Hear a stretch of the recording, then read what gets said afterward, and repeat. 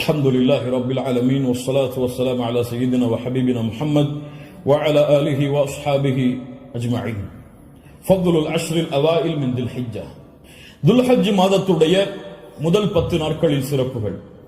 கண்ணியத்துக்குரியவர்களே, அல்லாஹ் ரப்புல் ஆலமீன் இந்த சமூகத்திற்கு செய்த மிகப்பெரிய அருள் என்னவென்றால், அல்லாஹ் ரப்புல் ஆலமீன் நன்மையான மாதங்களையும் நன்மையான நாட்களையும் நன்மைகளை அதிகப்படுத்தி தரக்கூடிய விஷயங்களையும் தீமைகளை அழிக்கக்கூடிய காரியங்களையும் அல்லாஹ் இந்த சமூகத்துடைய வாழ்நாளை அல்லாஹ் சுருக்கி இருந்தாலும் அந்த வாழ்நாளுக்குள் அல்லாஹ் அதிகப்படுத்தி தருகின்றான்.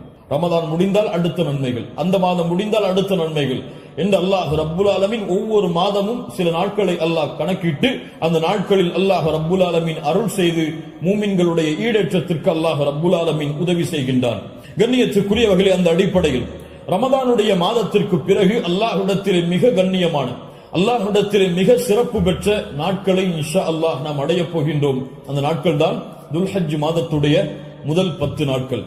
அல்லாஹ் ரப்புல் ஆலமீன் அவனுடைய புத்தகம் அல் குர்ஆனிலே சூரா ஹஜ்ஜுடைய 28வது வசனத்திலே ஹஜ்ஜை பற்றி இப்ராஹிம் அலைஹிஸ்ஸலாம் அவர்களை அறிவிக்க சொல்லுகின்றான். அப்போது அல்லாஹ் ரப்புல் ஆலமீன் ஹஜ்ஜுக்கு வருபவர்கள் செய்யக்கூடிய காரியத்தை பற்றி சொல்லும் பொழுது வயத்குருஸ்மல்லாஹி ஃபி அய்யாமின் மஅலூமாத், கணக்கிடப்பட்ட அந்த நாட்களில் அவர்கள் அல்லாஹ்வை புகழ்வார்கள்.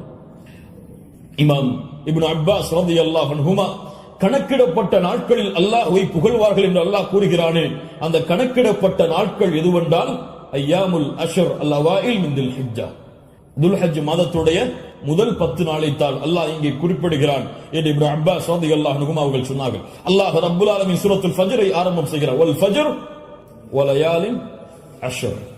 அந்த 10 நாட்கள் என்று அல்லாஹ் ரப்புல் ஆலமீன் சத்தியம் செய்கிறானே, அது என்னவென்று முஃபஸ்ஸிர்கள் எல்லோரும் விளக்கம் சொல்லும் பொழுது அந்த நாள் துல்ஹஜ் மாதத்துடைய முதல் 10 நாள் என்று பெரும்பான்மையான அறிஞர்கள் விளக்கம் சொல்கிறார்கள். இந்த துல்ஹஜ் மாதத்துடைய முதல் 10 நாளுடைய சிறப்பை புரிவதற்கு அல்லாஹ்வுடைய தூதருடைய இந்த ஒரு ஹதீஸை அறிந்தாலே போதும், எமக்கு அது போதுமானது.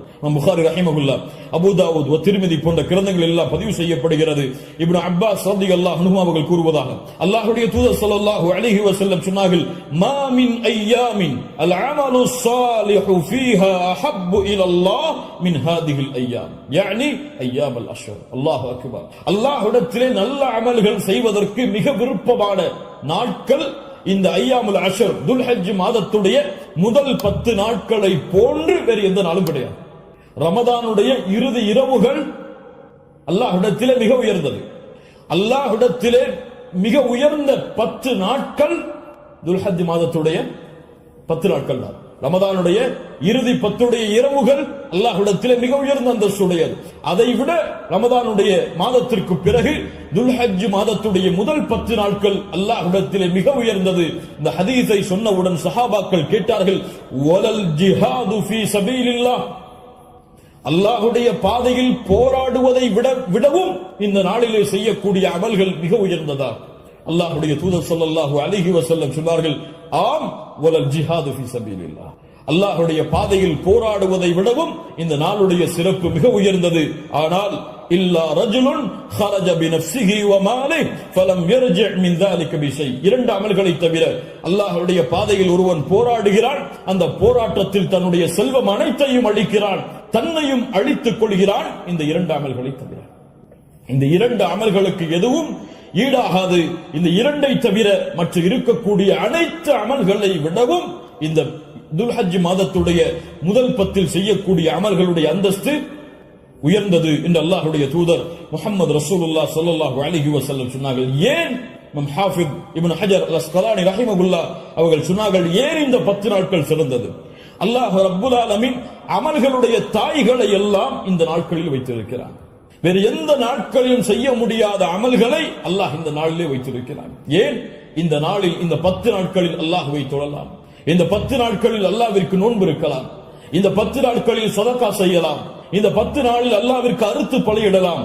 இந்த 10 நாளில் வேறு எந்த நாளிலும் செய்ய முடியாத ஹஜ்ஜை நிறைவேற்றலாம். எல்லா அமல்களும் ஒன்று சேரக்கூடிய நாட்களாக இந்த 10 நாட்கள் இருப்பதால் அல்லாஹ்விடத்திலே அல்லாஹ்வுடைய கணக்கீட்டுடைய நாட்களில் இந்த நாட்களை போன்ற அந்தஸ்துடைய நாட்கள் கிடையாது என்று இமாம் ஹாஃபிஸ் இப்னு ஹஜர் அஸ்கலானி ரஹிமஹுல்லாஹ் அவர்கள் சொன்னார்கள். இந்த நாட்களில் நோன்பு வைக்கலாமா? இதில் வரக்கூடிய 10 நாளில் 10வது நாள் நோன்பு வைப்பது ஹராம். ஏன்? ஈதுடைய நாள். இந்த 10வது நாளை தவிர வரக்கூடிய 9 நாளும் நோன்பு வைப்பது சுன்னாவா? முஸ்லிம் ரஹிமஹுல்லாஹ் இல்மை தேடக்கூடிய மாணவர்கள் என்பதால் இந்த விளக்கங்களை கொடுக்கிறேன். முஸ்லிம் ரஹிமஹுல்லாஹ் அவர்கள் சொன்னார்கள், ஆயிஷா ரலியல்லாஹு அன்ஹா அவர்கள் கூறுவதாக, மா ரஅய்து ரசூலுல்லாஹி ஸல்லல்லாஹு அலைஹி வஸல்லம் ஸாயிமன் ஃபில் அஷ்ரி கத்து. கொஞ்சம் குழப்பமா இருக்கும், புரிய முயற்சி. அல்லாஹ்வுடைய தூதர் துல்ஹஜ் மாதத்துடைய முதல் 10 நாட்களும் ஒருபோதும் நோன்பு வைத்ததில்லை. யாருடைய அறிவிப்பு? ஹஃப்ஸா ரலியல்லாஹு அன்ஹா யார்? அல்லாஹ்வுடைய தூதருடைய மனைவிதான். நஸை போன்ற கிரந்தங்களில் சஹீஹான அறிவிப்பாக பதிவு செய்யப்படுகிறது, லம் யத ரசூலுல்லாஹி ஸல்லல்லாஹு அலைஹி வஸல்லம் சியாம திஸ்இல் ஹிஜ்ஜா. அல்லாஹ்வுடைய தூதர் ஸல்லல்லாஹு அலைஹி வஸல்லம் துல்ஹஜ் மாதத்துடைய முதல் 9 நாளும் எப்போதும் நோன்பை விட்டதில்லை. ஒரு ஹதீஸ் என்ன சொல்கிறது? இப்ப இரண்டுக்கும் முரண்பாடு வருகிறது, இரண்டையும் மறுத்து விடலாமா? உலமாக்கள் இரண்டையும் எப்படி சேர்த்து புரிவது என்பதை சொல்லுகிறார். இதான் ஃபஹ்மு ஃபில் இல்ம், இல்மை புரிந்து கொள்வதுடைய அடிப்படை. எப்படி இரண்டையும் சேர்த்து பார்ப்பது? ஆயிஷா ரலியல்லாஹு அன்ஹா என்ன சொல்கிறார்கள்? முதல் இரண்டு அடிப்படைகள் புரிவதில். முதல் அடிப்படை, ஆயிஷா ரலியல்லாஹு அன்ஹா என்ன சொல்கிறார்கள்?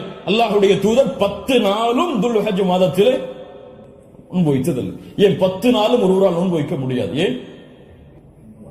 10வது நாளில் ஈத் வருகிறது. அதனால் அல்லாஹ்வுடைய தூதர் 10 நாளும் என்று சேர்த்து சொல்கிறார்களே தவிர முதல் 9 நோன்பு வைக்கவில்லை என்று ஆயிஷா ரலியல்லாஹு அன்ஹா சொல்லவில்லை. 10 நாளும் சேர்த்து நோன்பு வைக்கவில்லை என்று ஆயிஷா ரலியல்லாஹு அன்ஹா சொல்கிறார்கள் என்று புரிந்தால் இது சிறந்தது.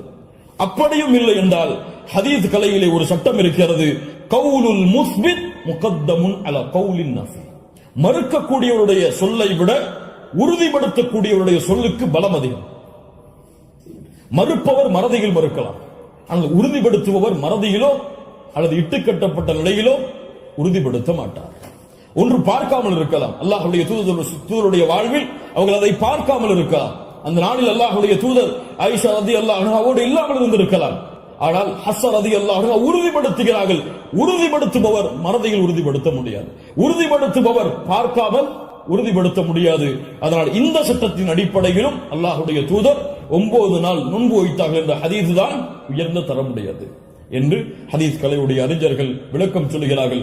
அதனால் சட்டம் என்னவென்றால் 9 நாளும் நோன்பு வைப்பது சுன்னா. யாருக்கு இயலுமோ யாருக்கு முடியுமோ அவர்கள் துல்ஹஜ் மாதத்துடைய முதல் 9 நாட்களும் நோன்பு வைப்பது சுன்னா, 10வது நாள் நோன்பு வைப்பது ஹராம். நோன்புடைய சிறப்புகளை பற்றி நமக்கு தெரியும். அல்லாஹ்வுடைய பாதையில் ஒருவர் அல்லாஹ்வுடைய முகத்தை நாடி ஒரு நாள் நோன்பு வைத்தால் பஅதல்லாஹு வஜ்ஹஹு அனின் நாரி 70 ஹரீஃபா. ஹரீஃபா என்றால் ஆம். அல்லாஹ்வுடைய தூதர் ஸல்லல்லாஹு அலைஹி வஸல்லம் சொன்னார்கள், அல்லாஹ்வுடைய பாதையில் அல்லாஹ்வுடைய முகத்தை நாடி ஒருவர் ஒரு நாள் நோன்பு வைத்தால் அல்லாஹ் ரப்புல் ஆலமீன் அவருடைய முகத்தை நரகத்தில் இருந்து 70 ஆண்டுகள் தூரமாக்குகிறார். அல்லாஹ் அக்பர். அல்லாஹ் ரப்புல் ஆலமீன் அந்த பாக்கியத்தை நமக்கு கொடுப்பானாக. அல்லாஹ்வுடைய தூதர் ஸல்லல்லாஹு அலைஹி வஸல்லம் துல்ஹஜ் மாதத்துடைய முதல் 10 நாட்களில் வரக்கூடிய யௌம் அரஃபா, அரஃபாவுடைய தினத்துடைய சிறப்பை பற்றி சொன்னார்கள். மா மின் யௌமின் அக்ஸர மின் அய்யுஅதிகல்லாஹு ஃபீஹி அப்தன் மினன் நார் மின் யௌமி அரஃபா. அல்லாஹ் ரப்புல் ஆலமீன் அதிகமான நரக விடுதலையை கொடுக்கக்கூடிய நாள் அது அரஃபாவுடைய நாள் தான். அரஃபாவுடைய நாளில் அல்லாஹ் முதல் வானத்திற்கு வருகிறான். எப்படி வருகிறான்? ஏன் வருவான் தெரியாது. அல்லாஹ் வருவான், அல்லாஹ் வருவான். அவன் விரும்புகின்ற முறையில் அல்லாஹ் வருவான். என்ன செய்வான்? கேட்பான், மா இவர்கள் எதை விரும்புகிறார்கள்? மா அராத ஹாஉலா, இவர்கள் எதை விரும்புகிறார்கள்? வேறொரு ஹதீஸிலே அல்லாஹ் ரப்புல் ஆலமீன் அங்கே கூடியிருக்கக்கூடிய எல்லோருக்கும் அல்லாஹ் மன்னிப்பை வழங்குவான். அல்லாஹ் ரப்புல் ஆலமீன் அப்படிப்பட்ட மன்னிப்பாளர்களாக ஹஜ் செய்த நம்முடைய முஸ்லிம்களையும் மூமின்களையும் அல்லாஹ் ஆக்குவானாக. அல்லாஹ்வுடைய தூதர் ஸல்லல்லாஹு அலைஹி வஸல்லம் சொன்னார்கள், அரஃபாவுடைய அந்த இடத்தில் ஒன்று கூற முடியாத மூமின்களை, ஹஜ்ஜுக்கு செல்ல முடியாத மூமின்களுக்கு அல்லாஹ்வுடைய தூதர் சொன்னார்கள், சியாமு யௌமி அரஃபா, அரஃபாவுடைய நாளில் நோன்பு வைப்பது அவருடைய முன் சென்ற ஒரு வருடத்துடைய பாவத்திற்கும் பின் சென்ற ஒரு வருடத்துடைய பாவத்திற்கும் பாவ மன்னிப்பாக இருக்கும். அல்லாஹ் அக்பர். முன் சென்ற வருடத்துடைய ஒரு வருட பாவம் பின் சென்ற வருடத்துடைய ஒரு வருட பாவத்திற்கு மன்னிப்பாக அமையும் என்று அல்லாஹ்வுடைய தூதர் ஸல்லல்லாஹு அலைஹி வஸல்லம் சொன்னார்கள். அல்லாஹ்வுடைய தூதர் ஸல்லல்லாஹு அலைஹி வஸல்லம் சொன்னார்கள், அஃதலு துஆ துஆ யௌமி அரஃபா, துஆக்களில் மிக சிறந்தது அரஃபாவுடைய தினத்தில் கேட்கப்படும் துஆவாகும். அல்லாஹ்வுடைய தூதர் ஸல்லல்லாஹு அலைஹி வஸல்லம் சொல்லிவிட்டு சொன்னார்கள், நானும் எனக்கு முன்னால் சென்ற நபிமார்களும் கூறிய வார்த்தைகளில் மிக சிறந்தது எது? லா இலாஹ இல்லல்லாஹ் வஹ்தஹு லா ஷரீக லஹ், லா இலாஹ இல்லல்லாஹ் வஹ்தஹு லா ஷரீக லஹ். இதுதான் மிகச்சிறந்தது. அரஃபாவுடைய தினத்தில் கேட்கப்படக்கூடிய துஆ. கண்ணியத்துக்குரியவர்களே, இந்த 10 நாட்களில் அதிகமான அமல் செய்யக்கூடிய மூமின்களாக இருப்போம். இந்த 10 நாளை எப்படி கண்ணியப்படுத்த வேண்டுமோ அந்த கண்ணியப்படுத்தினால் அல்லாஹ் ரப்புல் ஆலமீன் இந்த நாட்களுக்குரிய கூலியை எமக்கு கொடுப்பான். இறுதியாக சுருக்கமாக 5 நிமிஷம் கடமையுடைய ஒரு சிறிய சட்டம் என்னவென்றால், அல்லாஹ் ரப்புல் ஆலமீன் உதுஹியா என்றால் அல்லாஹுடைய பெயரை கொண்டு அல்லாஹுடைய முகத்தை நாடி ஒட்டகத்தையோ மாட்டையோ ஆட்டையோ யௌமுன் நஹர் யௌமுல் ஈத் அன்று அல்லது அய்யாமுத் தஷ்ரீக் அதற்கு தொடர்ந்து வரக்கூடிய 11, 12, 13 இந்த நாட்களில் அல்லாஹ்வை நெருங்குவதற்காக இந்த 3 விலங்கினங்களையும் அறுத்து பலியிடுதல் தான் உதுஹியா. அல்லாஹ் ரப்புல் ஆலமீன் கூறுகிறான், இன்னா அத்தைனாக அல் கௌசர். அல்லாஹ் ரப்புல் ஆலமீன் நபியே கௌசர் என்ற தடாகத்தை உமக்கு வழங்குகிறான். அதனால் ஃபஸல்லி லிரப்பிக வன்ஹர், அல்லாஹ்வை தொழு, அல்லாஹ்விற்கு அறுத்து பலியிடுங்கள். வன்ஹர் வஸ்பஹ், அல்லாஹ்விற்கு அறுத்து பலியிடுங்கள் என்று அல்லாஹ் ரப்புல் ஆலமீன் கட்டளையிடுகிறான். இந்த உதுஹியாவுடைய விஷயத்தில் உலமாக்கள் மத்தியிலே கருத்து வேறுபாடு இருக்கிறது. சில உலமாக்கள் சொல்கிறார்கள் உதுஹியா என்பது வாஜிப், அதை விட்டால் பாவம். உதுஹியா வாஜிப், அது விட்டால் பாவம். ஆனால் ஜும்ஹூர் அஹ்லுல் இல்ம் உலமாக்களுடைய ஒட்டுமொத்த கூட்டத்துடைய கருத்து என்னவென்றால், பெரும்பான்மையான உலமாக்களுடைய கூட்டத்துடைய கருத்து என்னவென்றால், உதுஹியா சுன்னah, விட்டால் மக்ரூஹ், விட்டால் வெறுக்கத்தக்கது. அல்லாஹ்வுடைய தூதர் தங்களுடைய இறுதி 10 ஆண்டுகளில் ஒருபோதும் உதுஹியாவை தாங்கள் கரத்தால் அறுப்பதை விடவில்லை. இது சுன்னah, ஆனால் விட்டால் பெரும்பாவம் கிடையாது, வெறுக்கத்தக்கது. கண்ணியத்துக்குரியவர்களை யாருக்கு அல்லாஹ் வசதி செய்திருக்கிறானோ அவர்கள் எவ்வளவு விலங்கு அந்த ஆடுகளையோ மாடுகளையோ ஒட்டகங்களையோ அறுத்து பலியிட முடியுமோ அவர்கள் அறுத்து பலியிடலாம். ஒருவருக்கு ஒரு ஆடுதான். ஒரு மாட்டை ஒருவர் முழுவதாக அறுப்பதற்கு அவருக்கு செல்வம் இருந்தால், வசதி இருந்தால் அறுக்கலாம். அல்லது அந்த மாட்டை 7 பேர் பங்கு கொள்ளலாம். ஒட்டகமாக இருந்தால் அவர்களும் அதில் 7 பேர் பங்கு கொள்ளலாம். இப்படி ஒரு ஆட்டை ஒருவர், மாடை 7 பங்காக வைக்கலாம், ஒட்டகத்தை 7 பங்காக வைக்கலாம். அல்லது ஒட்டகம் முழுவதையும் ஒருவர் கொடுக்கலாம், மாடு முழுவதையும் ஒருவர் கொடுக்கலாம்.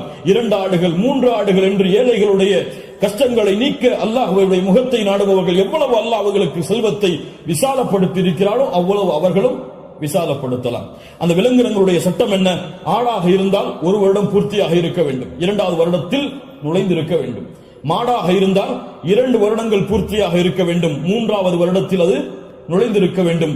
ஒட்டகமாக இருந்தால் 5 வருடம் பூர்த்தியாக இருக்க வேண்டும், 6வது வருடத்தில் அது நுழைந்திருக்க வேண்டும். யாருக்கெல்லாம் ஒரு முழு குடும்பமாக ஒரே இடத்திலே ஒரே உணவை சாப்பிட்டு வசித்தால் அந்த முழு குடும்பத்திற்கும் ஒரு ஆடு போதுமானது, அல்லது முழு குடும்பத்திற்கும் ஒரு மாடு போதுமானது, அந்த முழு குடும்பத்திற்கும் ஒரு ஒட்டகம் போதுமானது. ஒரு குடும்பம் மொத்தமாக ஒரே இடத்திலே ஒரே உணவை சாப்பிட்டு இருந்தால், தனித்தனியாக வேறு வேறு உணவுகளை வைத்திருந்தால் அவர்கள் தனித்தனியாக உதுஹியாவை அவர்கள் கொடுக்க வேண்டும். கண்ணியத்துக்குரியவர்கள், இந்த முறையில் இந்த வணக்க வழிபாட்டை செய்வதற்கு அல்லாஹ் எமக்கு உதவி செய்வானாக. லை யனாலல்லாஹு லுஹுமுஹா வலா திமாஉஹா, இதனுடைய மாமிசங்களோ இரத்தங்களோ அல்லாஹ்வை சென்றடைவதல்ல. வலாக்கின் யனாலுஹு தக்வா மின்கும், உங்களுடைய உள்ளத்தில் இருக்கக்கூடிய தக்குவாதான் அல்லாஹ்விடத்தில் சென்றடைகிறது. கண்ணியத்துக்குரியவர்கள், நபி இப்ராஹிம் அலைஹிஸ்ஸலாம், இஸ்மாயில் அலைஹிஸ்ஸலாம் அவருடைய தியாகத்தை நினைவு கூறும் பொருட்டு இப்ராஹிம் அலைஹிஸ்ஸலாம் தன்னுடைய மகனை அல்லாஹ் அறுக்க கட்டளையிட்ட போது, நான் அறுக்க தயாராகிறேன் என்று இப்ராஹிம் அலைஹிஸ்ஸலாம் அல்லாஹ்விற்காக தன்னுடைய அல்லாஹ்வுடைய கட்டளையை ஏற்க துணிந்ததை போன்று, யா அல்லாஹ் நீ கூறினால் எதையும் செய்வதற்கு நான் தயார் என்ற தன்மையை வெளிப்படுத்துவதற்கு தான் இந்த யௌமுன் நஹர் யௌமுல் ஈதுடைய தினத்தில் ஆடுகளையோ மாடுகளையோ ஒட்டகங்களையோ அறுக்கக்கூடிய கட்டளை அல்லாஹ் கொடுத்திருக்கிறார். இது ஒரு சடங்காகவோ சம்பிரதாயமாகவோ இல்லாமல் அல்லாஹ்விற்காக செய்யப்படக்கூடிய வணக்க வழிபாடாக எண்ணி இன்று நியத்து வையுங்கள். அல்லாஹ் எனக்கு கொடுத்த செல்வத்தின் அடிப்படையில் இன்ஷா அல்லாஹ் இதை நான் விசாலப்படுத்துவேன். என்னால் எவ்வளவு முடியுமோ அவ்வளவு அல்லாஹ்வுடைய பாதையில் அறுத்து பலியிட்டு ஏழைகளுக்கும் நானும் அதிலிருந்து உண்பேன். கண்ணியத்துக்குரியவர்களை, சிறந்தது என்னவென்றால் நாம் வாழக்கூடிய இடங்களில் அறுத்து பலியிடுதல் தான் சிறந்தது. நாம் வாழாத ஊர்களில் அறுத்து பலியிடுதல் சிறந்தது கிடையாது, உலமாக்களுடைய குர்ஆன் சுன்னாவுடைய ஆதாரங்களின் அடிப்படையில். அதனால் நாம் அறுத்து முழுவதுமாக நாம எடுத்துக்கொள்ளலாம், அல்லது ஏழைகளுக்கு முழுவதுமாக கொடுக்கலாம், உறவினர்களுக்கு முழுவதுமாக கொடுக்கலாம். இதில் ஹதீஸ் அடிப்படையில் தெளிவான ஆதாரங்கள் எவ்வளவு பங்குகளை வைக்க வேண்டும் என்பதற்கு கிடையாது. ஆனால் 3 பங்காக வைத்து கொடுக்கப்பட வேண்டும் என்பது ஹதீஸ் கலையிலே ஹதீஸிலிருந்து இஜ்திஹாத் அதை ஆய்வு செய்து முடிவெடுத்த உலமாக்கள் இப்னு கய்யிம் போன்றவர்கள் 3 பங்காக அதை வைத்து பங்கிட வேண்டும் என்று விளக்கம் சொல்கிறார்கள்.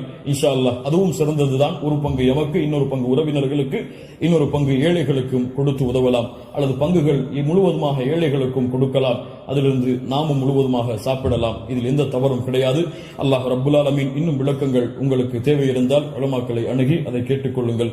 அல்லாஹ் ரப்புல் ஆலமீன் இந்த இறுதி 10 நாட்களை கண்ணியப்படுத்தக்கூடிய இந்த இறுதி 10 நாட்களில் அதிகமான அமல்களை செய்து அல்லாஹ்வுடைய பொருத்தத்தை பெறக்கூடிய நல்மக்களாக அல்லாஹ் ரப்புல் ஆலமீன் என்னையும் உங்களையும் ஆக்கி அருள் புரிவானாக. அஸ்ஸலாமு அலைக்கும் வரஹ்மத்துல்லாஹி வபரகாத்துஹு.